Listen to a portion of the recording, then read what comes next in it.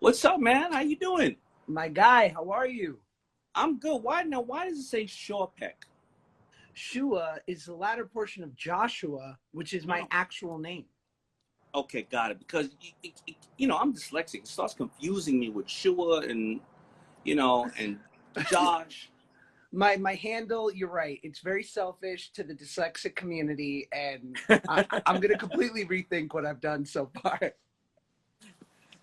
Listen, I want to give we were having some technical difficulties with my buddy Matt on the last one, and now it seems to be okay. So this may have been his poor connection, but I'm really happy you're on, and I'm going to explain to an intro to you to my family who should know you unless they're crazy, because I know you were already in one of my books. I was already on your podcast, and obviously we follow you and everything else. So allow me to just introduce you. Of course, you're a dad and a husband and an actor and a comedian. You got your first start in comedy by performing stand-up at Caroline Comedy Club. For the Audrey Hepburn Foundation. Grew up in New York City with your mom, just like me. Starred in the Amanda Show and Drake and Josh. I had a more serious role though in the remake of Red Dawn, killing it. Getting it in. Was an original Vine star and was featured in obviously The Power That Broke, and has a new Disney Plus show in the works, a reboot of Turner and Hooch, and has a popular podcast called Curious with Josh Peck, and that I was on.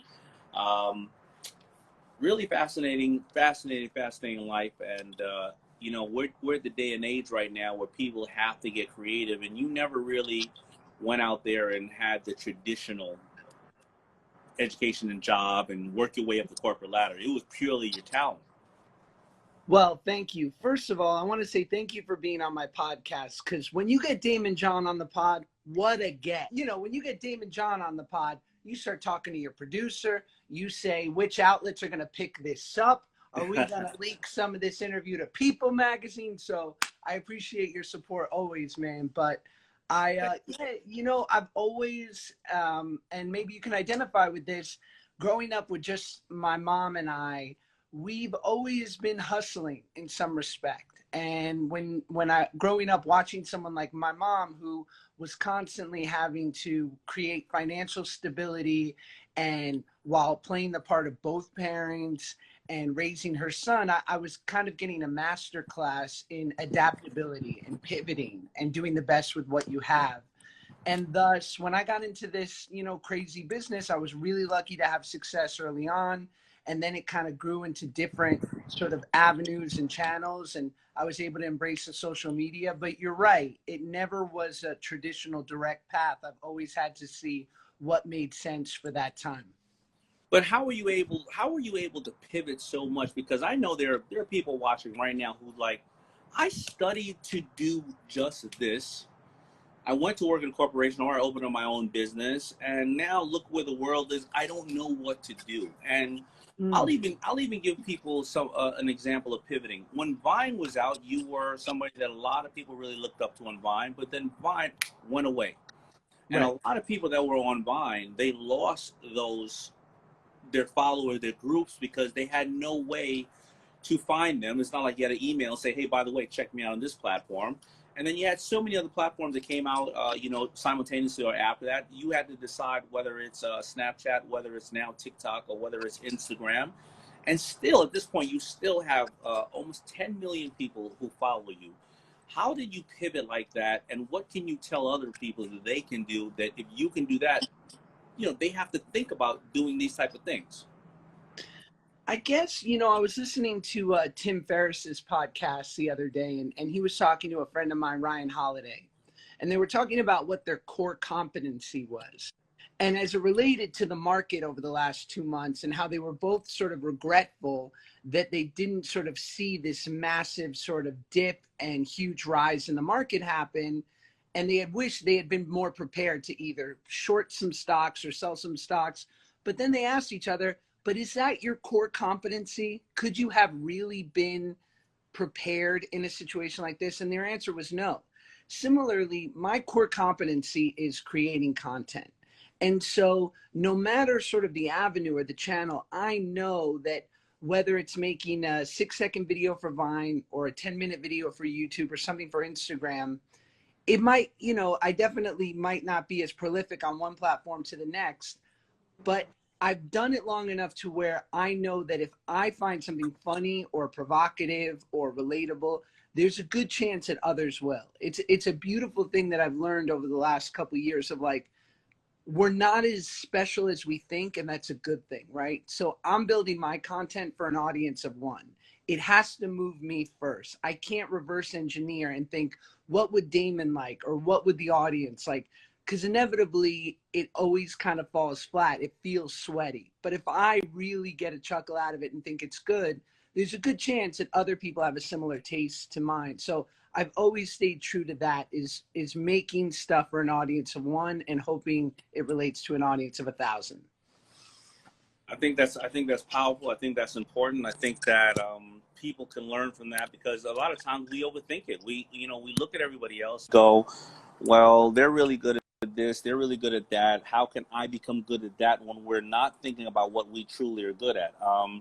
I think that is my understanding as well. My core competency is not that I was a great designer or I was a great business person, anything else. My core competency was that, I think because I was an only child. You were an only child, right? Yeah. I was always looking for a friend, right? So I would bring home stray dogs, stray kids, and stuff like that.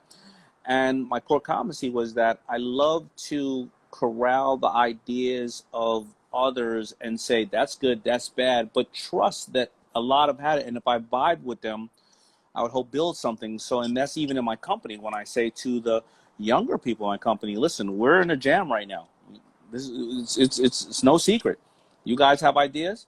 Because a lot of people come in the room like they're the smartest person in the room. And then if you're the smartest person in the room, you're the only person who is never going to learn anything. And I think that happened initially, me becoming a big question asker. That's why I'm trying to learn from you right now, and I want to pass it on to my people. I remember, I think I was in the 3rd grade or something, and because I'm dyslexic, again, going back to that, obviously, I got some issues. I came home today to my mother one day, and she said, did you know the answer? Because the teacher told me you don't ask any questions in class. I said, Mom, I'm not going to ask questions in class. She said, why? I said, because if I don't know the answer and I keep asking questions, don't you think I'm going to look dumb? Mm. And she said, well, do you know the answer? I said, no. She said, well, you're a dumb motherfucker now because you don't know the answer. God bless her. I love it. Well, you shouldn't be calling a 3rd grader a dumb motherfucker, but...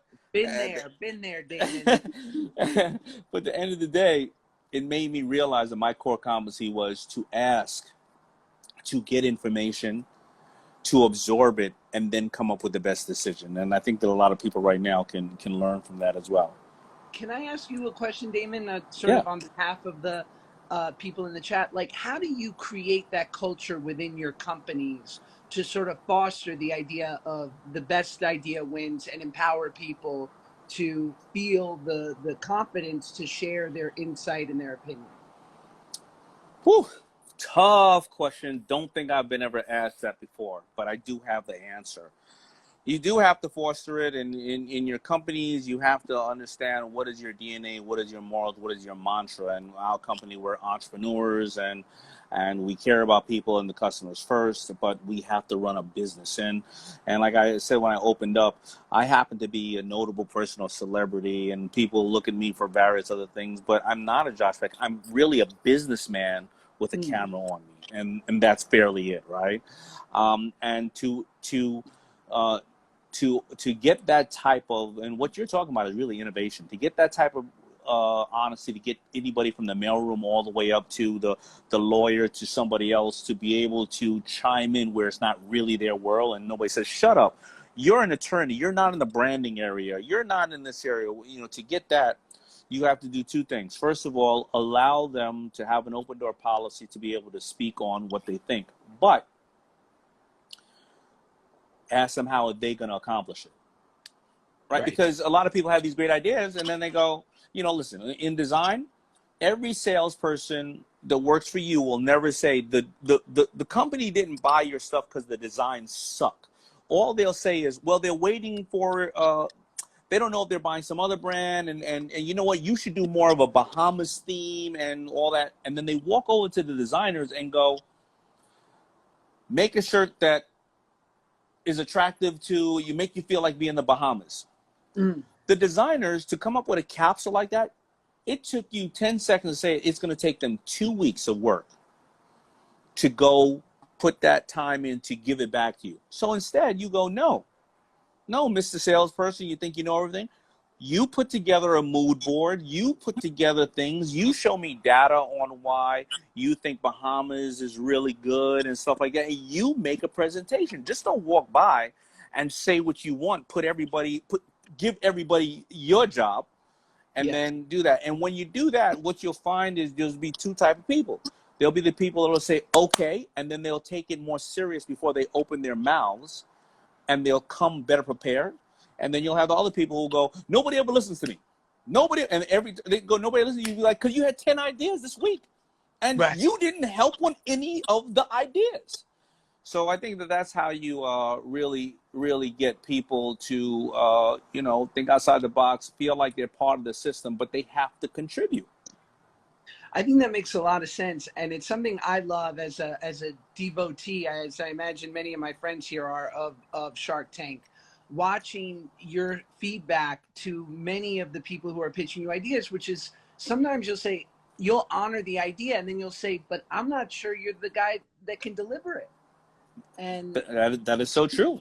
Yeah, because when they're giving you the idea, and when people are telling you an idea, it's like me saying, I want to be an entertainer or somebody like you. And I go, well, I just got to get a good agent, and I got to get a good manager, and I got to get a glossy website page, and have a good director put together a sizzle reel of me.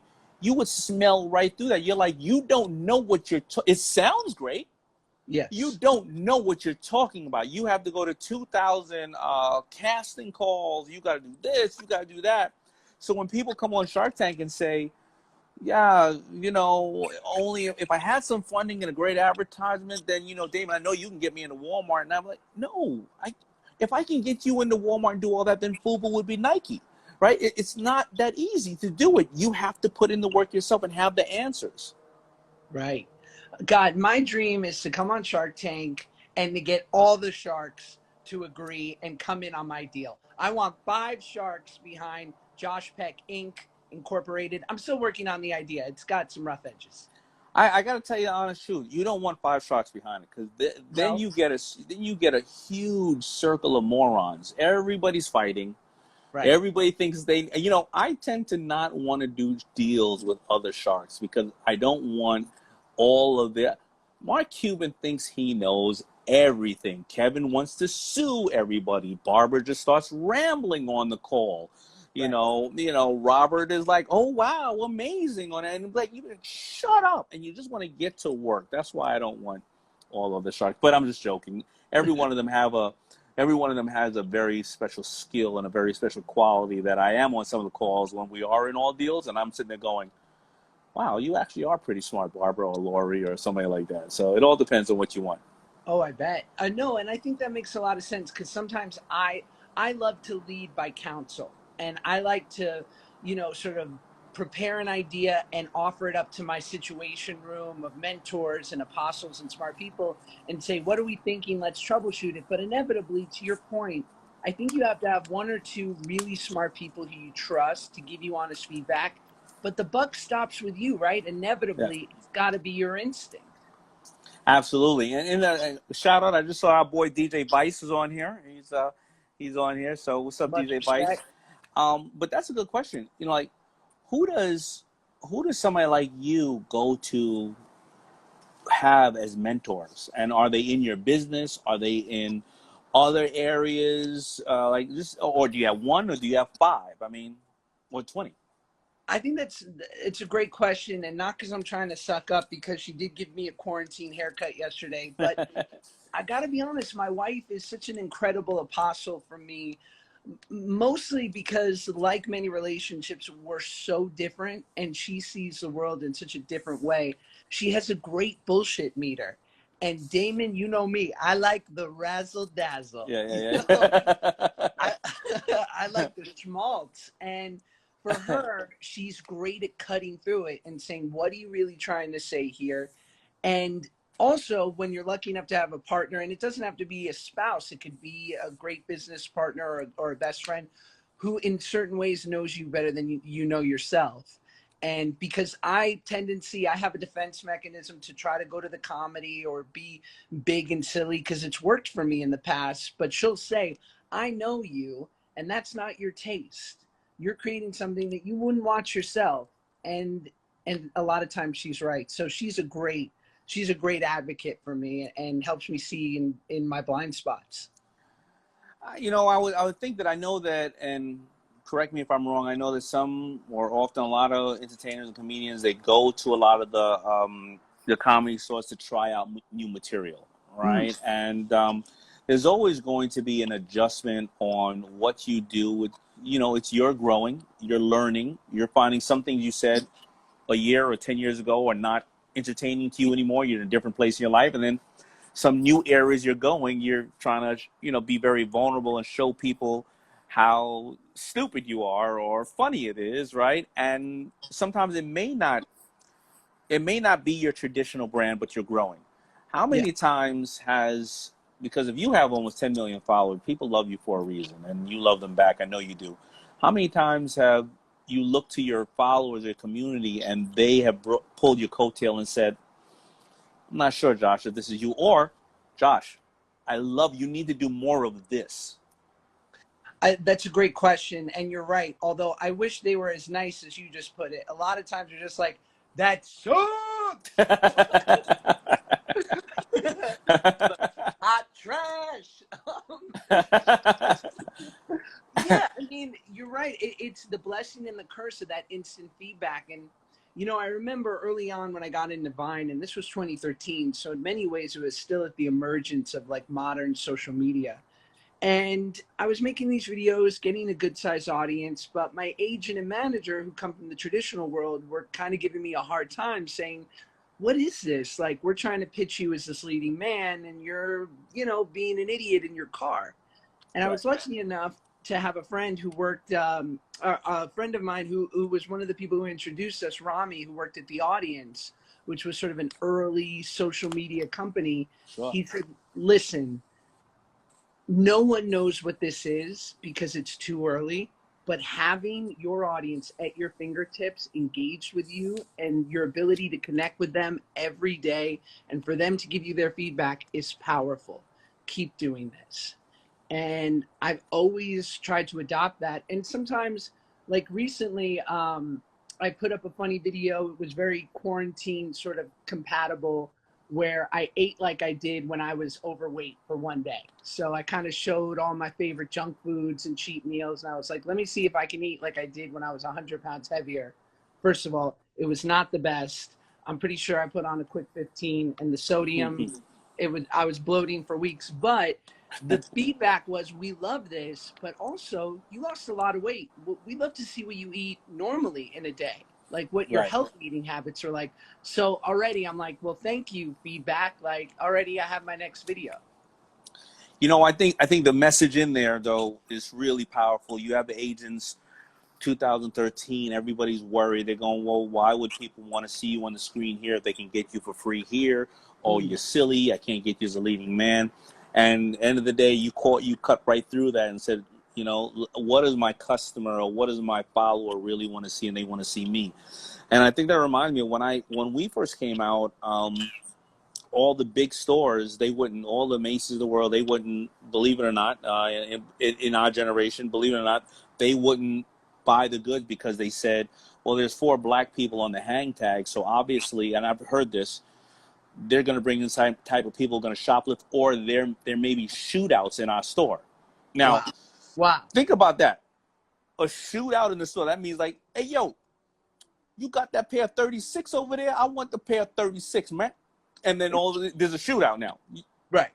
right? That's what's Basically going to happen. Herald Square. Yeah, yeah, over a pair of 36s, or you got the purple and I wanted the blue.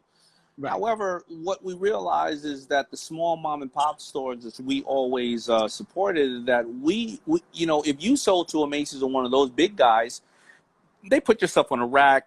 The kid, anybody that works there, they're busy thinking about college. They're thinking about what girl or guy they like. They're on, nowadays they're on social media. They couldn't care less. They're not selling you clothes. And in the event that they did sell the clothes, Macy's wouldn't reorder for another month or 2 months when, they placed their normal order. But when we dealt with specialty stores, mom and pop stores, right, who were the ones who created us, the ones who stayed with us all the time, what they did was when a kid came into the store, that's a mom and pop store. That's a small business. That's somebody saying, hey, you should check out this food stuff because this is the story about the guys. This is what it's for. This is whatever the case is. And if they sold a shirt or 2 shirts or 10 that day, they called in and reordered that day because they needed that money to go home, and they were living, off of that money, and they were being extremely extreme. They were your biggest ambassadors.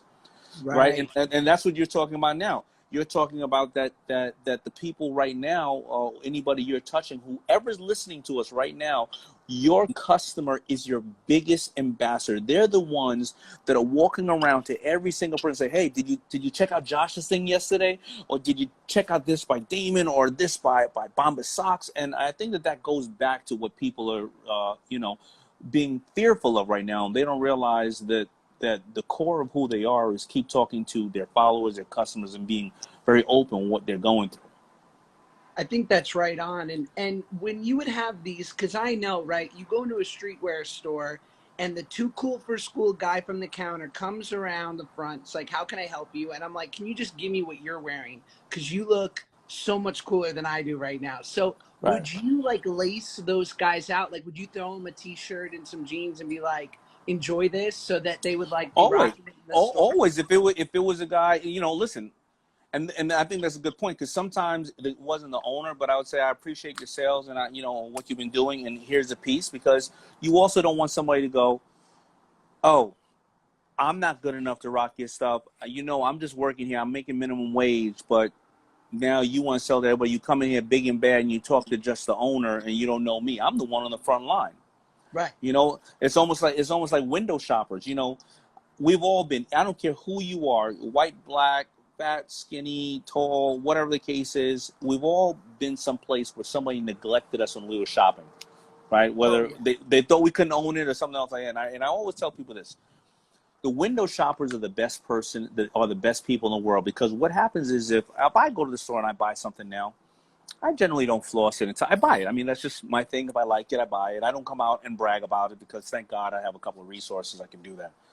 But the window shopper that passes by Macy's window, we're just using Macy's. Macy's is a great store, and I'm not nothing against Macy's, but any store. The window shopper that looks in there, that woman who walks in there and says, "Man, look at those shoes," and they come in there every day and they say, "Can I try them on?" This and that. If you shoo them away, they're gonna have resentment. Mm. If you don't shoo them away, that window shopper, that's the person that goes back to the old neighborhood or wherever they're from or their job and goes, when I get some money or when my birthday comes, guess what shoes I'm going to buy? And guess where I'm going to buy it from? I'm going to buy it from that Macy's right there on 34th Street. And they talk about it for 10 years. And they Yes. are their best advertisers and marketers. And if you just give them a little bit of attention, they will love you to death. If you do not give them attention, you know what they say? I walked in the store, I wasn't good enough for that damn store. They don't respect the community. They don't respect us, so whatever the case is. And they become your person who's going to taint who you are, because if you do that 10 times a day, think about a year, how many people you got talking about you in a negative manner. That's so funny, because about a year ago I was lucky enough, it was part for a video, so I got some help with it, but I wanted to buy my wife a Tesla because we had a new baby, and she's very much like into, the environment and also just the ease of the car. We wanted to get the car for our son and whatnot. So anyway, one day I'm with my mom, and I'm such a mama's boy. I'm like, Ma, let's go check out the new Tesla. Like, I think I'm going to surprise my wife with it. Like, come with me. She said, great. Now, my mother, Dame, she's a 75-year-old woman. A Yeah. Tesla is Yeah. like, meeting an alien. Right. So I go into the showroom, and no hate on Tesla. I love my Tesla. Shout out Elon. Congrats on the new baby. But I go to this guy who works there. I said, excuse me, sir. I got this 75-year-old woman here. Can you just show her the car? Couple options. He goes, the cars sell themselves. Oh.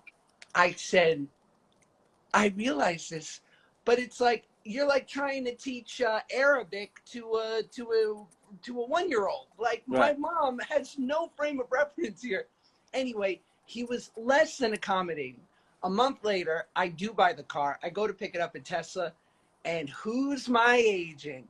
Senor, the cars sell themselves. And I was Mm-hmm. like, Now, granted, they got the sale regardless, even though the salesperson wasn't the nicest. But you better believe I was moonwalking all over that showroom. I was like, guess I was able to buy it, my friend. No big deal. Sure, I'm leasing it, but that's my business. You know, I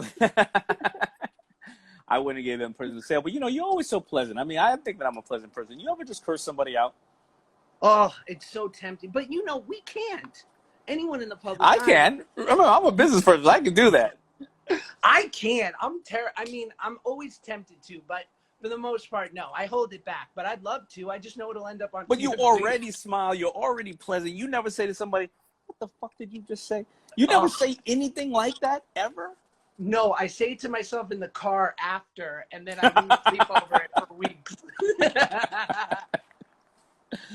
All good. Well, so listen, man. I really appreciate the time that you spent with me, man, and thank you always for enlightening us. And listen, you got some tough questions. You come at it from a different point of view, where a lot of people just ask me the same normal stuff, and it don't make me think as much. So I really, really appreciate it. How's the baby? And what are you doing right now during quarantine?